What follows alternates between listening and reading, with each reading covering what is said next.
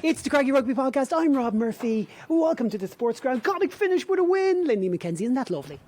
It's great and something of not a surprise, not a total surprise, but given the fact that the Ospreys had much more motivation because they had a chance of making the finals, in that sense it was a surprise. Yeah, I think so. What made the game is they had so much to play for, and we wondered, do they really want that place in the final? Yes, they did. They were very disappointed at the end. And considering how many Welsh teams have come to Galway this year, Alan Deegan, welcome along by the way, and just lorded over Connacht and made all the noise at the end, they were very, very quiet.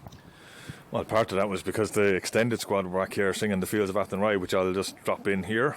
Oh, listen to this, folks. Before Dave Finn gets introduced to the podcast, I think we need to... Well, say hi, Dave. No, go the music. I like that. Okay, here we go. Here's the Connacht squad singing the Fields of Athenry.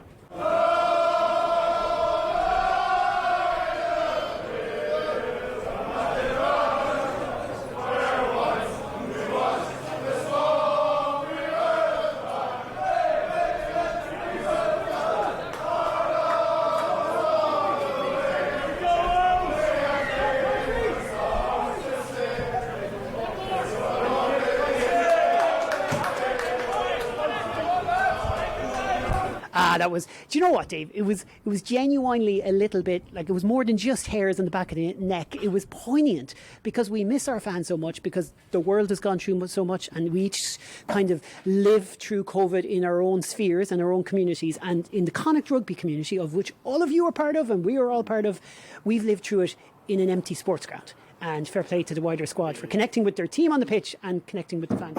Oh yeah, it was very good. I'm sure. I wonder how it's weird. It sounded great here. I hope it sounded great on TV. I have no idea. Tonight was a very strange experience because, weirdly, even within the sports ground, you can get locked into a hermetically sealed bubble if you're stuck over on the main stand side. It was great to be over on this side because you can actually hear things. There was some amazing things. I mean, that was clearly the biggest thing, but also they were making a lot of noise before that, which is great because they did drown out the Ospreys. And the Ospreys were loud. Yeah. Do you know what was nice? Like, at one stage in the game, if you haven't seen it, oh man, you have to see it. The Ospreys are charging for it. They kick through a loose ball, a fly hack, as I call it in old terms, and they chase after it. And Connacht look beaten to the ball. And who comes running from behind everyone in like it was the end of a 200-metre sprint? From deep is Jack Hardy, an incredible piece of speed, and that was enough in itself to be mesmerised by what Jack Hardy did. But then he picks up the ball, slides down, hops onto your feet, and out the back door to Alex Wootton, and then kick downfield. And I think what made that is the roar from the aforementioned wider squad. Yeah, there was that. There was a time in the first half when they stopped the Ospreys had scored 2 rolling maul tries, and the third one they attempted, they didn't get it. And I think that got the biggest cheer of the night when they stopped that. It actually put the guys on the field off a little bit because they eventually let a try in just before half time. Yeah. But you could see that the guys on the sideline were having an impact, and you could see the players feeding off it. And yes. What's it going to be like when we get fans back? This is what I'm saying. I think we want to have like 7,000-8,000 people heaving, but like maybe at the start it'll be 500, maybe it'll be 1,000, but that's all it'll take. All it took tonight was about 35. Okay, here's the story of the game. Alan and William, and after the game you're going to hear from Connacht's fullback today, Alex Wootton, who put in a fine effort, and of course Andy Friend. For Connacht 21, Ospreys 5. Yes, we're 22 minutes into the game. There's so much going on, we forgot to do the 20 minutes. William, what a start. This is going to be some basketball game type score, isn't it? Yeah, it has that look. It's a bit defence optional. The Ospreys arrived yesterday. I think maybe they were relaxing last night in Galway. Connacht have taken three really decent tries. Shane Delahunt on his 100th cap. Morris replied for the Ospreys, and then Aki and Delan in. This could be anything. Connacht just need to remember what happened at Scarlet. So they had that great first half. Need to make sure this performance, the way they're up for it, lasts for the full 80 minutes. But so far at the moment, they're well in control here. They certainly are. We'll talk again on half time. Conversion from Stephen Myler is good. The half-time score is Connacht 26, Ospreys 19. Okay, William, that wasn't quite such a good 20 minutes for Connacht. They did get the bonus point try all right, but it's looking, we're down to 14 men with Dominic Robertson McCoy being binned after a number of scrummage incidents. It's going to be tough. Oh yeah, I think it will be now. Ospreys didn't look particularly switched on there for a large part of that half, but they're still within striking distance. Connacht really struggling at scrum time and also struggling badly on drive-in mauls. That's a huge issue for next season. They've got to get a hold of this. But yeah, it's a shootout sort of a game, but you kind of feel now the Ospreys are going to really think, yeah, we can win this, we can get 5 points, and that sets them up for an opportunity to get to the final. Connacht are going to have to up it a bit here, but they need to get much better in those tight situations, because they're just being beaten up.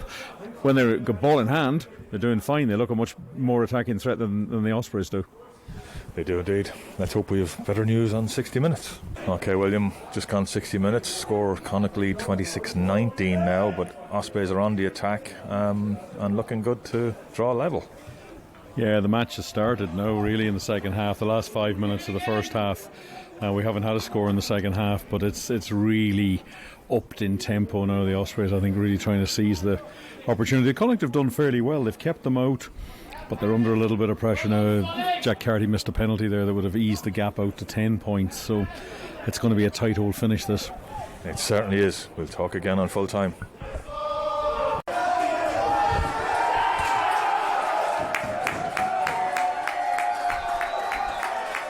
Full-time score in the Sports Club, Connacht 26, Ospreys 19. William, we had a basketball score looking like in the first half and no scores in the second half. What a game of rugby.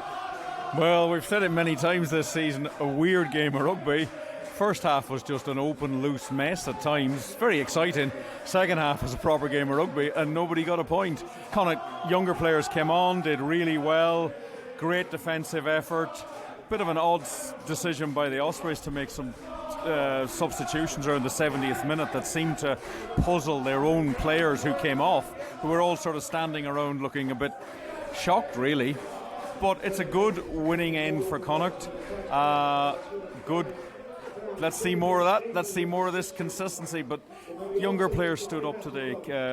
Cian Prendergast, really impressive. Niall Murray did very well. I thought Sean Masterson, when he came on, gave away a poor penalty, but he was around the park, made a couple of big tackles. Just a good end of season game, and yeah, the result doesn't really mean very much for Connacht in terms of the table. The Ospreys, they can't qualify now. Can Benetton go to the Liberty Stadium next weekend and seal the deal? Yes, that'll be fascinating. It's actually only the 5th time Connacht have ever won the last game of the season, and the first time they've won the last game of the season without anything to play for that I can remember anyway. So great way to finish. And the next voice you hear will probably be Rob Murphy. If not, it'll be the post-match press conference. Andy, it has been not a regular occurrence for Connacht to finish the season with a win in a game like this. Maybe the fact that the Ospreys had so much to play for added to the game, but it was a cracking contest and a really good answer from last week's disappointment. Yeah, I thought the performance was a really positive one from us. You know, I think there were a few questions asked. Did the game mean anything to us? And I said during the week, yes, it did. And what you saw there tonight, it definitely did. I thought that the fellas were brave. I thought they threw their bodies in front. I thought they worked really hard. It wasn't perfect. It never is. But to beat an Osprey side who was still trying to fight to get into a final when we really had, we knew we couldn't go any higher in the table, and we certainly weren't playing for a final. It just shows the spirit and the character we got within the group. You speak about the word attitude. The attitude was right from start to finish.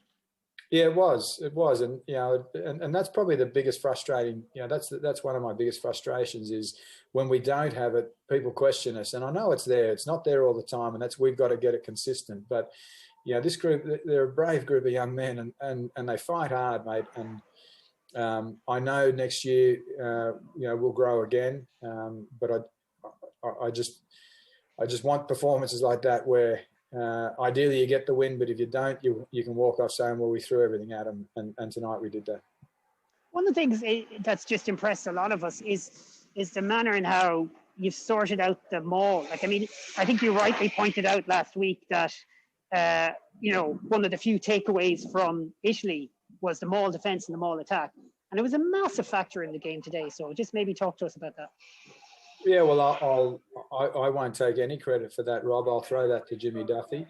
And as we know, that's Jimmy's last game at Connacht for this season, and until maybe he comes back one other day. But Jimmy's he's been a brilliant coach. What he and his forward pack have been able to do over the course of the last 2 months, which has pretty much turned the tables on what was an area that was hurting us. And you saw there tonight, we got a more try at the front end of the game. We stopped about 3 of theirs.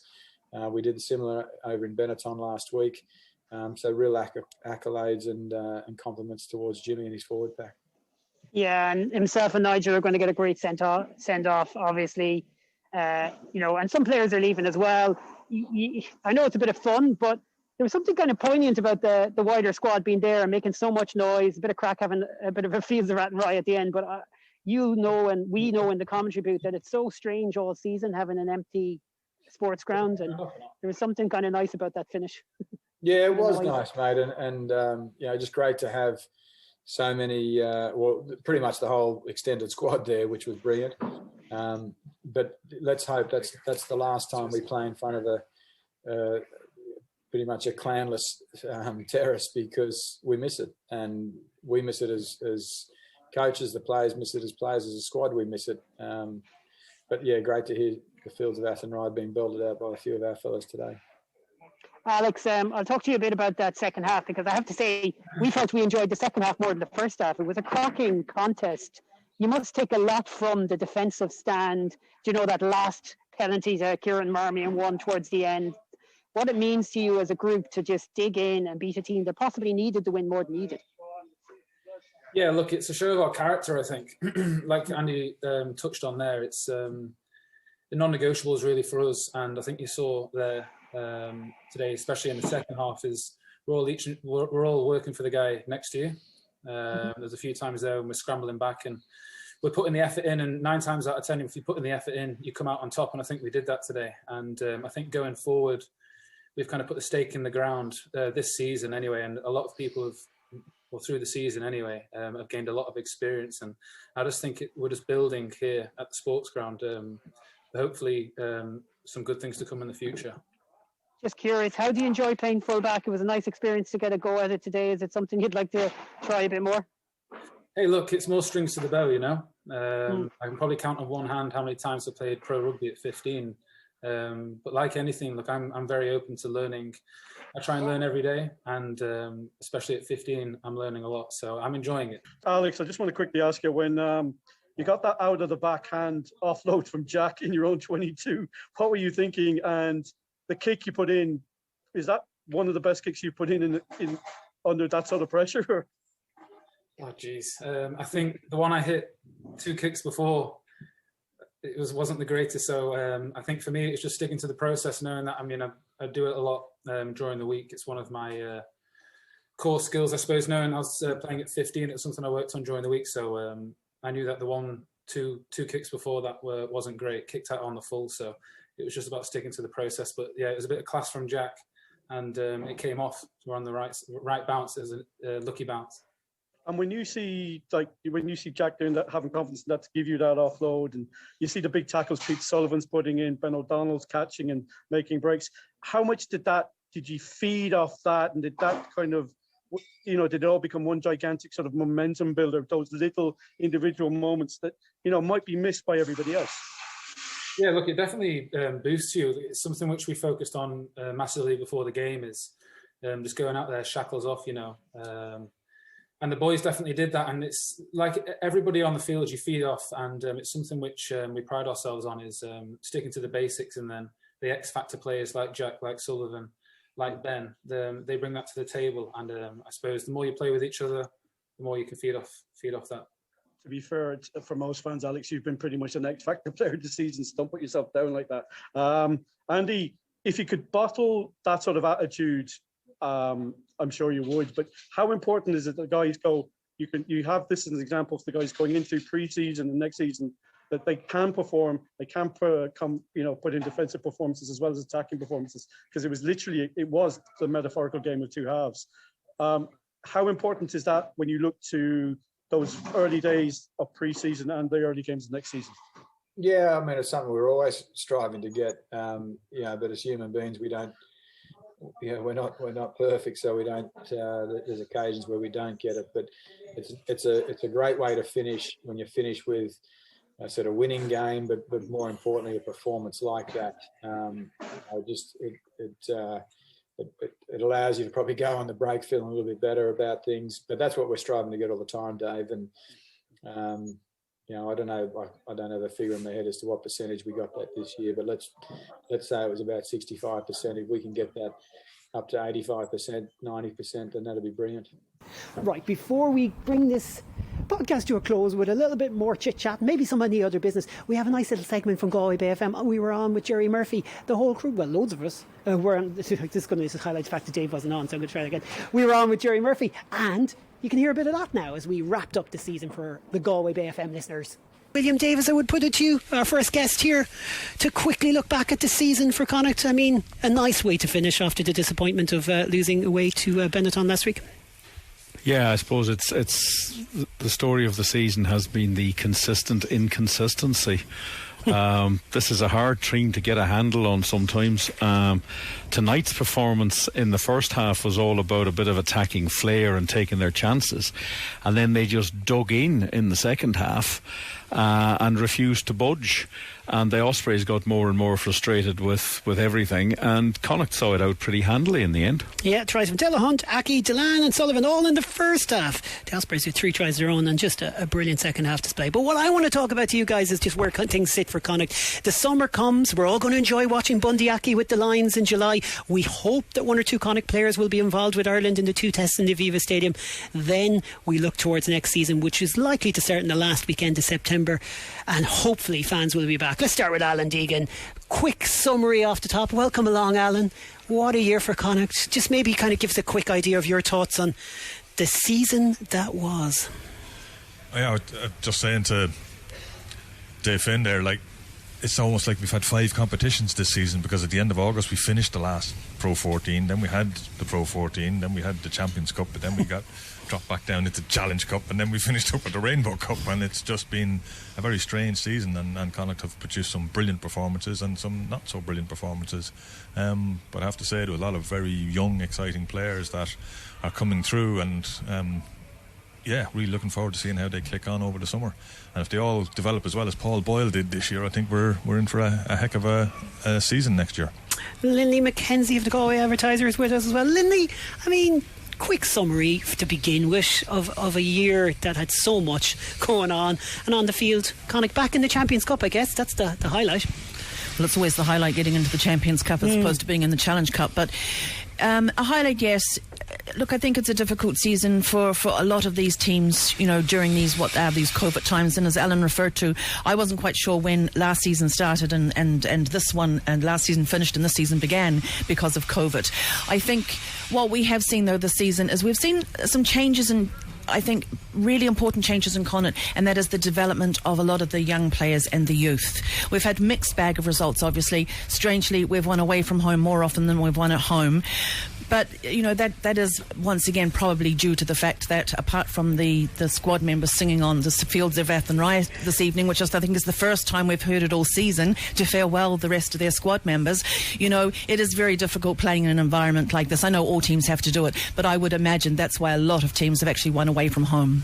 Brilliant point. And I neglected to mention that again for our listeners. A remarkable sound at the end of the game. There's about 25 extended squad members in the Clan Turs cheering the team on their defensive stand in those closing stages, and then they just belted into a bit of the Fields of Athenry. The season here at the Sports Ground started with a win over Glasgow, William Davis, and a great performance. There was about 200 fans in that day. That's the only time we've had fans in.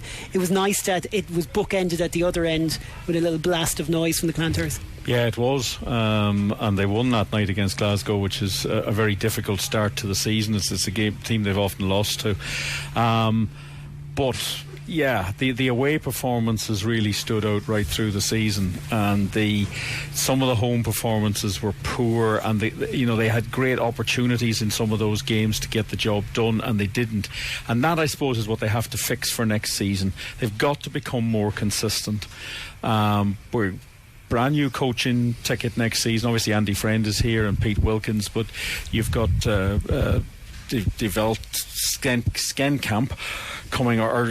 Devault, I'll have to get I'm going to have to get used to that one. Devault to Devault, we'll work that out, yeah. Coming up from South Africa's forwards coach, we've coaches coming up from the academy. We've got 2 fairly major signings coming in, so there'll be a different feel at the start of next season. But I think overall, I think they'll be a little disappointed with this season. I think they've admitted that themselves. They're not trying to put a gloss on it.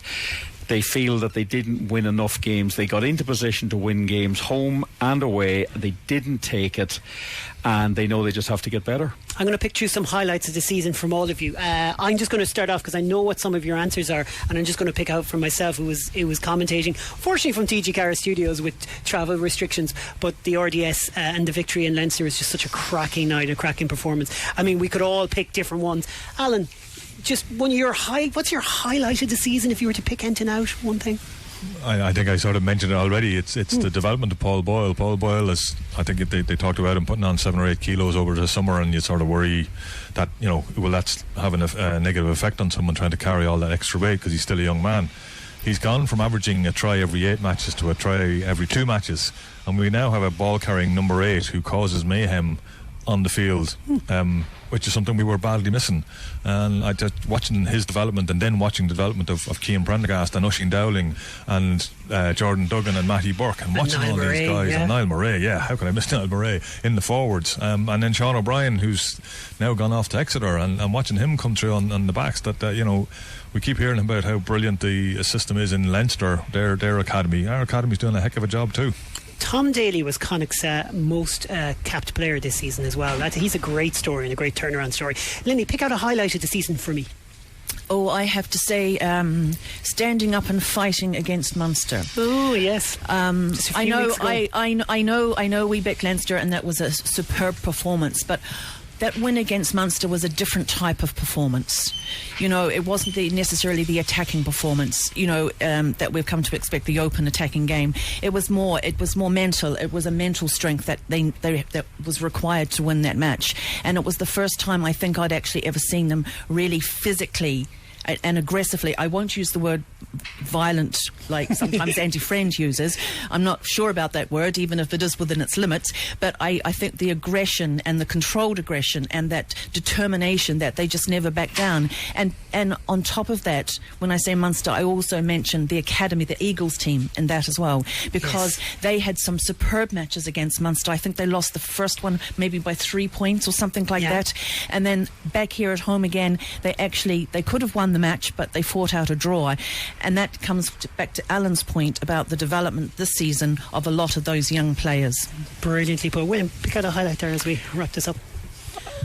Probably a bit of an odd one, but I was really impressed with the third game of the season, the away win in Edinburgh. I thought that was a night that Connacht came out and showed the brand of rugby that they hope to play. They scored 4 tries against a very physical Edinburgh team who were really driven hard for it, and the fact was you thought that maybe that would be a kick-start for them, and it did. They did have their good times in and around as well as some of the disappointments, but that game that night sort of showed you that some of the newer players coming in, Caelan Blade got a try, Wootton got 2 tries that night, Sam Arnold got a try, and I think that just galvanised the way on the attack that when they had the opportunity to score, they could take it. You could even talk for ages about the likes of the win in Ravenhill, or the brilliant, stunning try-scoring performance against Racing 92. What a night that was. There's so many other highlights, and then there's untold amount of lowlights, many of them in the sports ground. Really quickly to finish, guys, just want each of you just to think about one thought for next season, if you like. That's the way we'll frame it. Something that's on your mind about next season. Alan Deegan. Get the fans back in, because we had some noise tonight, and we definitely had noise, as William mentioned earlier, for the Glasgow game. We won both those games. This is the worst season Connacht have ever had for home victories in the pro era, and they need the fans. They live off them, they help them, but they're getting better at not needing them, as we've seen these young fellas come through and bring real talent and real drive into the team. Lily, one thought next season? I actually concur about the fans. It'd be great to see the fans back in the sports ground. We really do miss them. That was evident tonight as well, as I said, when they started singing the Fields of Athenry. It's something we've missed a lot. I also think it's really important that this continuation of the youth and the development of the youth, continues really, really strongly. It's been helped by, I think, in the last few years by the academy and the Eagles players playing with the senior side, and I think that really has to continue. William, you got a few seconds there. I want to see them become more consistent, and I'd like a better identity of what rugby they're trying to play. I think at times it becomes very mixed up between trying to win in the forwards and then trying to win in the backs, and I think it will come if you back the younger players. They need a good start to next season, and I want to see something from the new coaches. Let's see what they can bring and galvanise. It should be brilliant. Right. Dave, this has been, how would you sum up this season? Surreal. Yeah, that's pretty good. Surreal. We don't want to do too much ending up to the season yet. We're going to do an end of season podcast. See, this is why we need producers in this podcast. Dave, how would you sum up today's game? Surreal. It was because it was very much the game of two halves. The first half was all about throwing the ball around and attacking, finding ways to attack weaknesses in both teams. Both teams did it successfully. Second half was entirely about, okay, we have weaknesses, how do we stop them? And both teams were very good at stopping them. It was all about what Connacht could do with the ball in the first half and all about what they could do without the ball in the second half. And it was, if anything, I know people like to see I know Southern Hemisphere guys like the ball flying around, and I know in the first half the traditionalists up here would be going nuts with some of the defence from both teams, but I thought the second half was fantastic. I was about to ask Lindy McKenzie a leading question. I was about to ask her, which did you prefer, the first half or the second half? I liked the second half a hell of a lot more. I just love that kind of rugby. That's a very good question, actually. I won 7 tries. liked the first half and the fact that it was mostly Connacht scoring and on attack, and I liked the second half because it was mostly Connacht succeeding in defending well. I'm sitting on the fence, Lindy. I'm just going to say it, right? That's just the way it is. But I hear you, and you're absolutely spot on. Some cracking performances out there. Some young players to get excited about. We just heard in the Galway Bay FM piece, I'll go with you first, Dave, on this. Cian Prendergast. He's 21 years of age. You were speaking a really interesting piece in the podcast last week in the preview, just as he discussed second row, back row for him. But let's not even get into that. He's a cracking player. He has one minor flaw. He looks too much like Sean Masterson at the moment. That's the only thing. That caught me in the line out there. That's me desperately trying to find a flaw in the man's game. I should stress he doesn't look like Niall Murray at all, but I made a dreadful faux pas in a commentary a few weeks ago. Yeah, not my best moment, but I think I've acknowledged that in every quarter possible. Anyways, we've got over that. These things happen. Jerseys changed and someone gave me the wrong information, and I should know better. Lindy, back on Cian Prendergast. What a player. Absolutely. One of a number of young players coming through, but he's certainly, come almost, I wouldn't say from nowhere. It's just that we never saw that much of him previous to this year. Yes. So he's really gone into this group, and he looks the part of the group, and he doesn't look like he doesn't belong there. He looks, a fully fledged Connacht senior player who we're going to see a lot of in the future. And the leader as well. Like he came out in the second half and he was tapping guys and he was saying, come on, let's get going here, let's move on. And he did it all through the game. Some of it was quite loud, some of it was quite subtle. Yeah. I thought, this guy likes to get everybody involved, he likes to be part of the whole setup. Didn't I say to you a few weeks ago, or I picked out in the Munster game, Dennis Buckley came off the bench, and one of his typical penalties where he's over the top, jackal, brilliant, and Cian Prendergast walked over to him and just leaned over and tapped his head on the shoulder. It was such a warm moment of like an experienced guy and a guy who had just been out in the field for 60 minutes battling, and it was almost like, I'm so glad you're on the pitch with us. Yeah, exactly. And he does so much, and he does it so well. He brings a ferocity to the game. Himself and Niall Murray bring a ferocity that just isn't always there with Connacht. They're young lads. They want to play, and they're playing a lot. And Oisin Dowling when he comes off the bench, and Sean Masterson when he comes off the bench, bring that sort of aggressiveness and we'll say the word that Linley doesn't like to use, violence. In the context that Andy French uses it.